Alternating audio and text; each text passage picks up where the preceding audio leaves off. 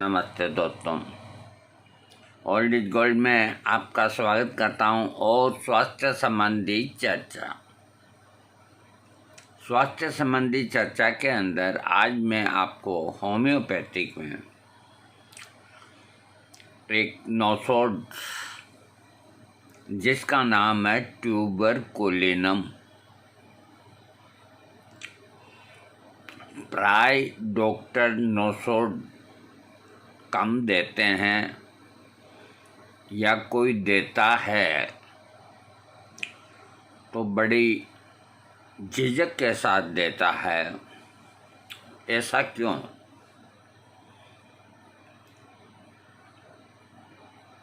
नौसोड कोई खा नहीं जाएगा किसी को। नौसोड बने किस लिए हैं?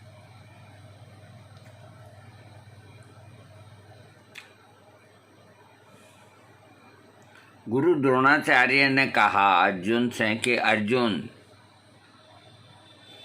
तू मछली को मत देख, तेरे को तीर से मछली की आँख को बींधना है, तू तेरी निगाह उसकी आँख के ऊपर डाल।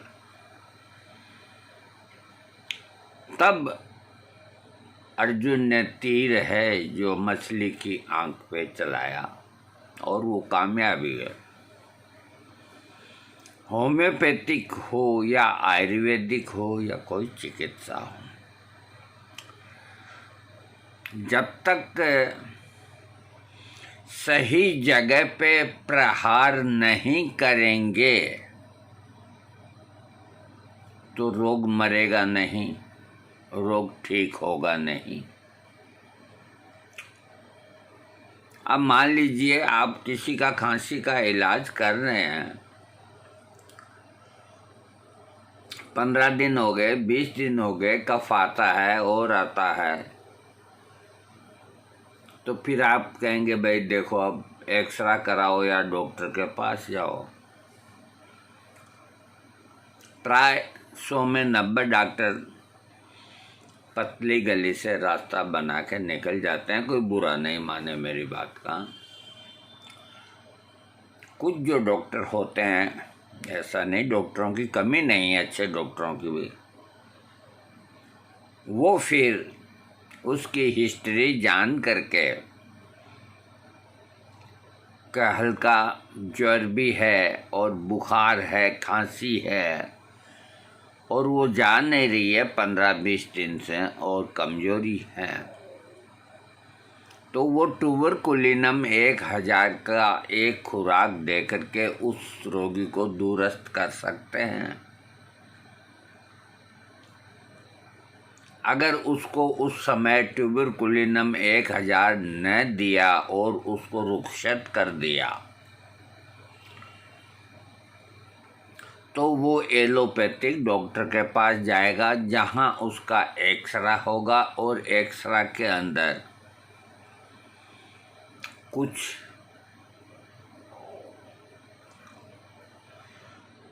खराबी आएगी। तो एलोपैथिक के अंदर तो एक ही सिद्धांत है कि भाई आपको लंबा ट्रीटमेंट लेना होगा, ये सावधानियां बरतनी होगी, और वो एक तरह से टीबी का इलाज शुरू कर देते हैं। अब वो लंबे के अंदर यूँ मान के चलो कि 8 महीने से 12 महीने तक का ही कोर्स करना पड़ता है, जबकि एक होम्योपैथिक डॉक्टर 1-2 खुराक ट्यूबरकुलिनम की दे करके उस रोगी को एक बहुत बड़े खर्चे से बचा सकता था। लेकिन वक्त निकलने के बाद में कुछ नहीं होता। तो ट्यूबरकुलिनम किससे बना है ये एक जानकारी डॉक्टरों को है, इसलिए वो देने में थोड़ा हिचकिचाते हैं कि ये टीबी के पस से ही ट्यूबरकुलिनम बना है, जो फेफड़े में टीबी का जो पस होता है उसी से बना। अरे कोई चीज़ किसी से ही बने, अपने को ये नहीं देखना है कि कौन सी चीज़ किससे बनी है। गंदी से गंदी चीज़ से पाइरोजिनम बना है, नाम लेना बेकार है। इतनी गंदी चीज़ से पाइरोजिनम बेकार है और आप और हम धड़ल्ले से उसका प्रयोग करते हैं। इस दवा में थोड़ा ही आती है गंदगी। ये तो एल्कोहल की एक ही बूंद जाएगी, चाहे ट्यूबरकुलिनम हो, चाहे पाइरोजिनम हो, चाहे सोराइनम हो। नोसोड से डरिए मत, लेकिन इसका ये मतलब नहीं कि नोसोड को आप मिस यूज भी करें। जहाँ 200 की आवश्यकता है वहाँ 1000 नहीं देनी चाहिए। और ये जो नोसोड हैं, जैसे ट्यूबरकुलिनम है, तो अक्सर एक बात दिमाग में बैठ गई कि टीबी को ठीक करती है। ऐसा नहीं है, ये अन्य कई रोगों को ठीक करती है। इसलिए नोसोड से क्यों डरते हो आप? उन रोगों को ठीक करने के लिए आप ट्यूबरकुलिनम दीजिए और अपना ध्यान हटा दीजिए कहाँ से कि ये टीबी के मवाद से बनी है। कोई रोगी को नुकसान न हो जाए। डॉक्टर रोगी के हित के लिए ही किनारा करते हैं, तो इतना डरना नहीं चाहिए। आप अपनी जगह अगर सही हो, आपको अनुभव है और आपका कॉन्फिडेंस है और आपकी विल पावर है, तो आप रोगी को ठीक करेंगे। और अगर आपको इनमें से कोई चीज़ भी नहीं है, चाहे आपके पास इतनी डिग्रियां पड़ी हो, कोई काम की नहीं, तो मैं आज आपको ट्यूबरकुलिनम 200 इसकी जानकारी दूंगा। ट्यूबरकुलिनम औषधि का प्रयोग मुख्य रूप से गुर्दे से संबंधित विभिन्न लक्षणों को दूर करने के लिए किया जाता है। इस औषधि का प्रयोग गुर्दे संबंधी लक्षणों में सावधानी से करना चाहिए, क्योंकि जहां त्वचा और आंतें ठीक से काम नहीं करती है, वहां इस औषधि की उच्च शक्ति हानि पहुंचाती है। उच्च शक्ति का मतलब 1000, 10,000, 1,00,000। ये औषधि पुराने मूत्राशय की सूजन को ठीक करती है। ये औषधि टीबी रोग के विभिन्न लक्षणों में अत्यंत लाभदायक है, विशेष रूप से हल्के घाव तथा संकीर्ण छाती वाले रोगियों के लिए। शिथिल तंतुओं के दोबारा ठीक होने के कारण शारीरिक शक्ति का क्षीण होना, जलवायु में होने वाले परिवर्तन के प्रति अत्यंत संवेदनशीलता, अर्थात हल्का सा मौसम परिवर्तन होने पर ही रोग हो जाता है। रोगी को हमेशा थकान महसूस होना, गति करने से भारी थकान उत्पन्न होना, कामकाज करने का मन न करना तथा रोगी को हमेशा कुछ नया करने की चाहत होना। रोगी के उत्पन्न ऐसे लक्षण जो निरंतर बदलते रहते हैं तथा हवा के हल्के से बहाव से ठंड लगने लगती है, तो ऐसे लक्षणों को दूर करने के लिए ट्यूबरकुलिनम 200 की एक खुराक देनी चाहिए। मिर्गी का दौरा, स्नायुविक अवसन्नता तथा स्नायुविक बच्चों के लिए यह औषधि बहुमूल्य है।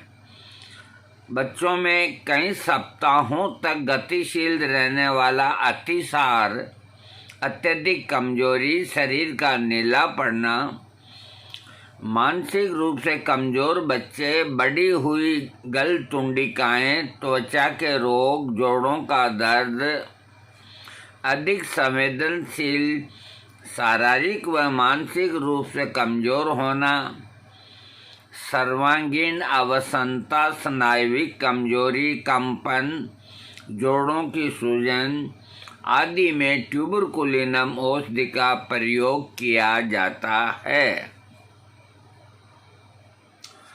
शरीर के विभिन्न अंगों में उत्पन्न लक्षण, इसके रोगी की मानसिक दशा। ट्यूबरकुलिनम में मन से संबंधित लक्षण मौजूद होते हैं, जिसके कारण ये मन से संबंधित विभिन्न प्रकार के लक्षणों को समाप्त करती है। ये औषधि रोगी के पागलपन का दौरा पड़ने, विषाद, नींद न आना आदि को दूर करती है। नींद के ऐसे लक्षण जिसमें रोगी बेहोश व्यक्ति की तरह सोता रहता है, रोगी में अधिक चिड़चिड़ापन उत्पन्न होना तथा छोटी छोटी बातों पे गुस्सा हो जाना, विशेषकर सोकर उठने पर व्यक्ति को हताशा या निराशा उत्पन्न होना, रोगी व्यक्ति हमेशा कुत्ते से डरता रहता है, ये ट्यूबरकुलिनम का एक खास लक्षण है। स्वभाव बदलने लगता है, अशब्द का अधिक प्रयोग करता है तथा रोगी में दूसरे को कोसने तथा कसम खाने की स्वाभाविक प्रवृत्ति आ जाती है। इस तरह के अगर मानसिक लक्षण हैं तो ट्यूबरकुलिनम 200 का प्रयोग जरूर करना चाहिए।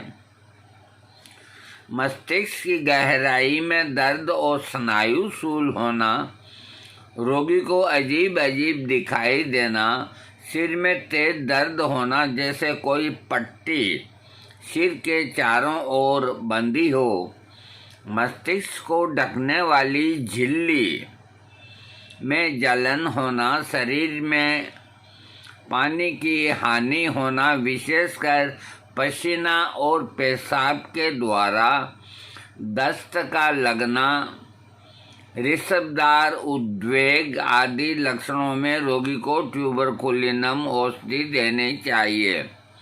रात के समय नींद में डरावने सपने आना, भ्रम उत्पन्न होना, जिसके कारण रोगी की अचानक नींद खुल जाती है, जीवाणुओं के कारण बालों का आपस में चिपक जाना, ये सिर के बालों की भी अच्छी दवा है, छोटे छोटे फोड़ों के गुच्छे उत्पन्न होना, अधिक दर्द होना तथा नाक में फोड़ा हो जाना, नाक से बदबूदार पीप का आना, इस तरह के नाक के संबंधित लक्षणों को ट्यूबरकुलिनम देने से रोग समाप्त हो जाता है। कान के लक्षणों में कान से लगातार पीप का निकलते रहना तथा पीप से बदबू आना, कान के पटल में छेद होने की तरह टेढ़े मेढ़े किनारे रहना आदि लक्षणों में ट्यूबरकुलिनम का प्रयोग करना चाहिए। आमाशय के अंदर यदि रोगी मांस खाने की इच्छा नहीं करता है और मांस खाते ही जीभ मिचलाता, उल्टी होने लगती है, तो ऐसे लक्षणों में इस औषधि का प्रयोग करना चाहिए। भोजन करने के बाद पेट में भारीपन महसूस होना, भूख लगना जैसा महसूस होना आदि लक्षणों में ट्यूबरकुलिनम का प्रयोग किया जा सकता है। ठंडा दूध पीने की इच्छा होने पर ये औषधि देने से लाभ मिलता है।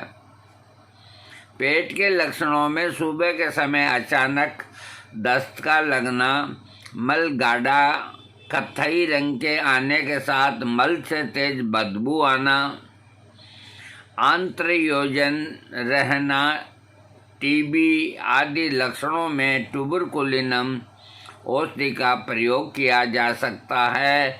स्त्री रोगों में स्तनों के फोड़े, जो बहन बेटियों के स्तन होते हैं, इनमें फोड़े हो जाते हैं। मासिक स्राव नियमित समय से बहुत पहले अधिक मात्रा में कष्ट के साथ आना, मासिक स्राव अधिक समय मात्रा में आने से अधिक दर्द होना, इस तरह के स्त्री रोग के संबंधित लक्षणों में ट्यूबरकुलिनम का प्रयोग करना चाहिए। श्वास संबंधी लक्षण, गल तुंडिकाएं का बढ़ जाना, रात को नींद में कठोर तथा सूखी खांसी आना, रात को नींद में कठोर और सूखी खांसी आना, खांसी के साथ गाढ़ा बलगम भी आना तथा वायु नलियों से अधिक मात्रा में स्राव होना, दम फूलना, गले में घुटन महसूस होना, ताज़ी हवा आने पर घुटन महसूस होते रहना, ठंडी हवा की अधिक इच्छा करना, बच्चों में सांस नली के सूजन होना, दौरे के रूप में प्रकट होने वाले कठोर खांसी, अधिक पसीना आना तथा शारीरिक वजन कम होना, पूरे छाती के कर्कश ध्वनि निकलना, गुटी का संचय फुफ्फुस शिखर में आरंभ होता है। इस तरह के सांस से संबंधित लक्षणों में ट्यूबरकुलिनम औषधि का प्रयोग करना चाहिए। ध्यान रखें कि इस औषधि का प्रयोग बार बार करना हानिकारक होता है। बार बार, जिस तरह अपन ब्रायनिया 200 दिन में 3 बार देते हैं, 15 दिन भी दे देते हैं, तो इस तरह बार बार इस दवा को न देना चाहिए। गर्दन की पीछे की हड्डियों में और नीचे रीढ़ की हड्डी में तनाव महसूस होना, कंधों के बीच या पीठ के ऊपरी भाग में ठंड लगना आदि लक्षणों में ट्यूबरकुलिनम देना चाहिए। चर्म रोगों के अंदर पुराना दाद, त्वचा पर उत्पन्न ऐसी तेज खुजली जो रात को और तेज हो जाती है, टीबी रोग से ग्रस्त बच्चों के चेहरे पर मुहासे होना, विचर्चिका आदि लक्षणों में ट्यूबरकुलिनम देना चाहिए। नींद से संबंधित लक्षणों में मानसिक परेशानी या अन्य कारणों से नींद का ठीक से न आना तथा रात को देर से सोना और सुबह जल्दी उठना आदि कारणों से नींद का पूरा न होना, जिस कारण दिन में सिर या बदन में तेज दर्द होना, रात को नींद में धुंधला, बेचैन और डरावने सपने आना, इस तरह के लक्षणों में रोगी को ट्यूबरकुलिनम देना चाहिए।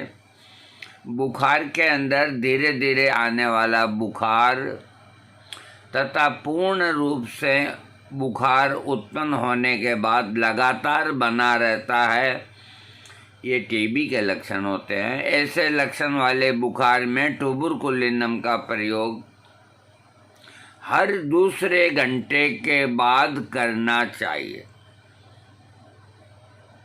अब ये भी लिखा है कि बार बार प्रयोग नहीं करना चाहिए, और ये भी लिखा है कि जब बुखार ये तेज हो तो बार बार हर दूसरे घंटे के बाद प्रयोग करना चाहिए।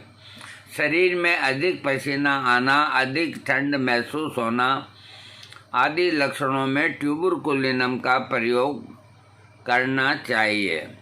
इसके रोगी का रोग वृद्धि गति करने से, संगीत से, आंधी के पहले, खड़े रहने पर, ठंडी हवा के झोंके से, सुबह के समय और नींद में रोग बढ़ता है और आराम मिलता है। खुली हवा में घूमना या रहने से रोगी को आराम मिलता है। इसके बराबर की जो दवा है calcarea carb, kali sulph, psorinum, pulsatilla, sepia और सल्फर, इनसे इसकी तुलना की जा सकती है।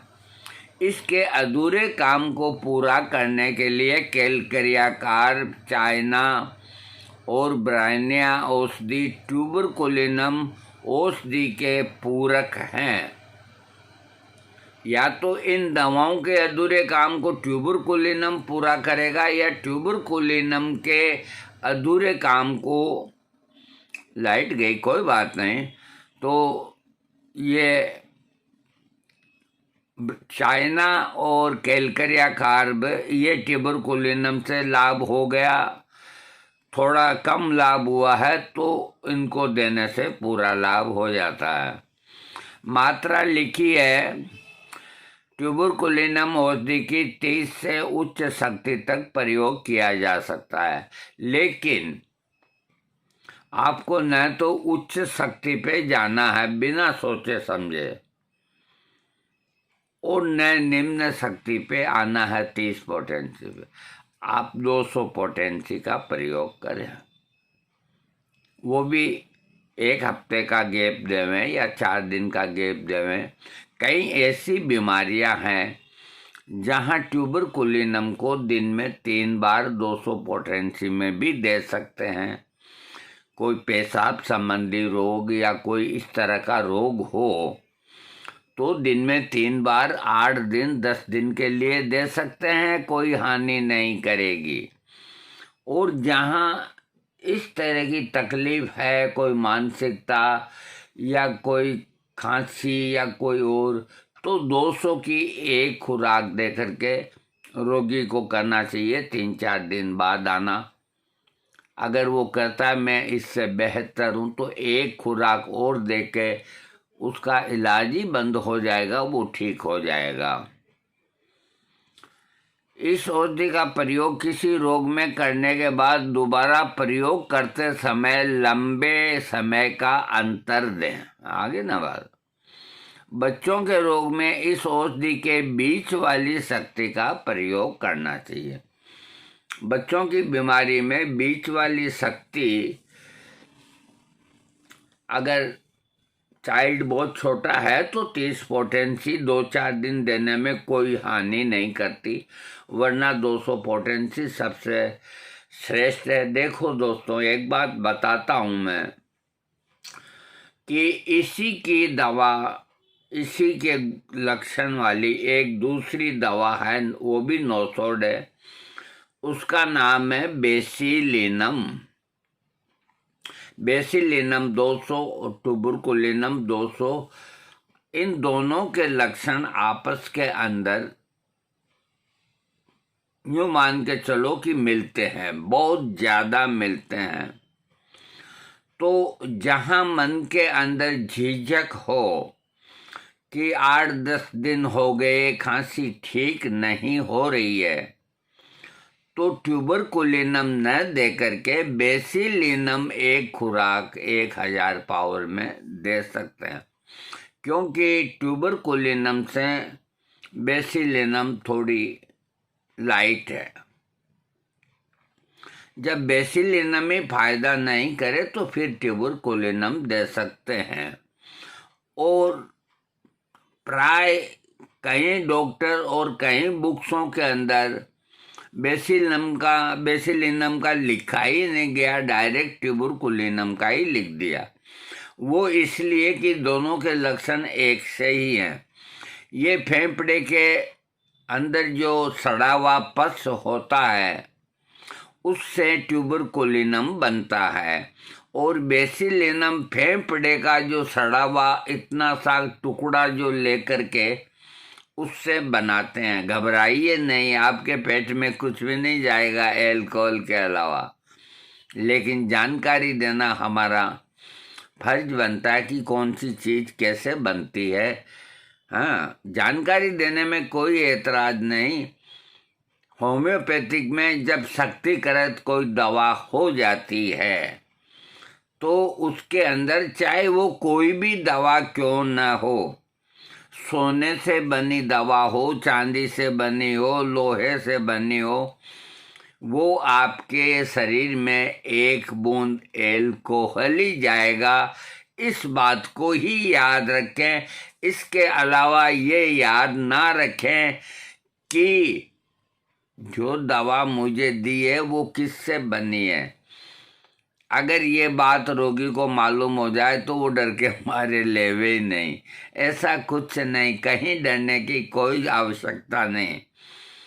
अपने विल पावर को बनाए रखें।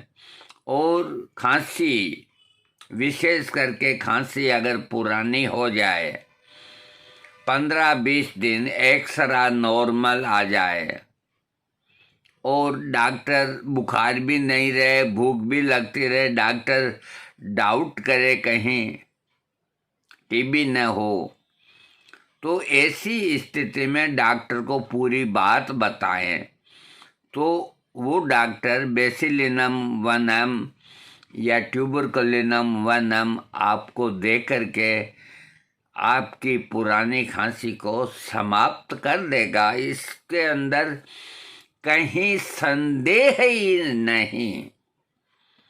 लेकिन होता ये है कि 10-12 दिन अगर रोगी की खांसी ठीक नहीं होती है तो वो सीधा ही एलोपैथिक के अंदर चला जाएगा। अभी मैं आने के पहले एक वीडियो देख रहा था कि एक आयुर्वेदाचार्य शायद मेरठ या कहीं बड़े शहर के अंदर बहुत अच्छे सज्जन आदमी हैं, तो उन्होंने कैंसर के रोगी 1-2 ठीक किए, कैंसर के। तो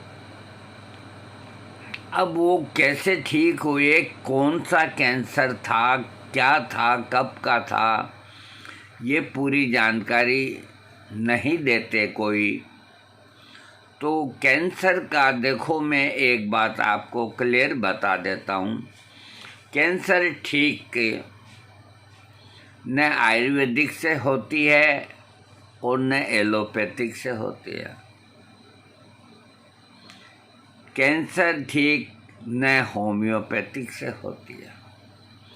अब इन थोड़ा ये फर्क जरूर है कि जब कैंसर के रोगी को डॉक्टर कह दें कि अब लास्ट स्टेज है, तुम घर चले जाओ, उस वक्त अगर होम्योपैथिक दवा से उसको देना है तो रोगी का जीवन काल बढ़ाया जा सकता है, 1 साल, 2 साल, 3 साल, 10 साल। इतनी इफेक्टिव होम्योपैथिक दवा है, नॉट आयुर्वेदिक। आयुर्वेदिक में काढ़े फाड़े दे करके आदमी का यूं कचूमर निकाल देते हैं, या ये नहीं देंगे तो हीरा बसम दे करके वो नहीं मरा तो भी मर जाएगा, बर्बाद तो वैसे ही हो गया वो। अब मैं ये कहूँगा, आपको पूरी बात बताऊँगा, 2 मिनट ज़्यादा लगेंगे, कि जब आयुर्वेद से भी ठीक नहीं होता है कैंसर का रोगी और एलोपैथिक से ही ठीक नहीं होता, तो वो किससे ठीक होता है? वो होता है केमोथेरेपी से ठीक होता है, वो होता है ठीक सर्जरी से ठीक होता है। जैसे ब्रेन ट्यूमर है तो खोपड़ी खोल के उसका फोड़ा निकाल के फेंक देते हैं। कभी कोई ऐसा चांस हो कि दोबारा वो डेवलप हो और फिर दोबारा ऑपरेशन करे।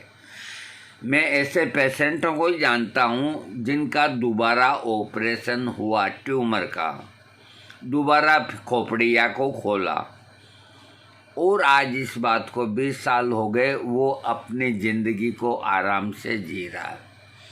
और आज ये जितने कैंसर गले के, गाल के और मसूड़ों के, ये जितने जो कैंसर होते हैं, ये सब केमोथेरेपी से इनको ख़त्म कर देते हैं। हालांकि केमोथेरेपी बड़ी तकलीफ दे है, लेकिन कोई उपाय नहीं, उनको अंदर का अंदर ही ये ख़त्म कर देते हैं और वो रोगी दूरस्थ होते हैं।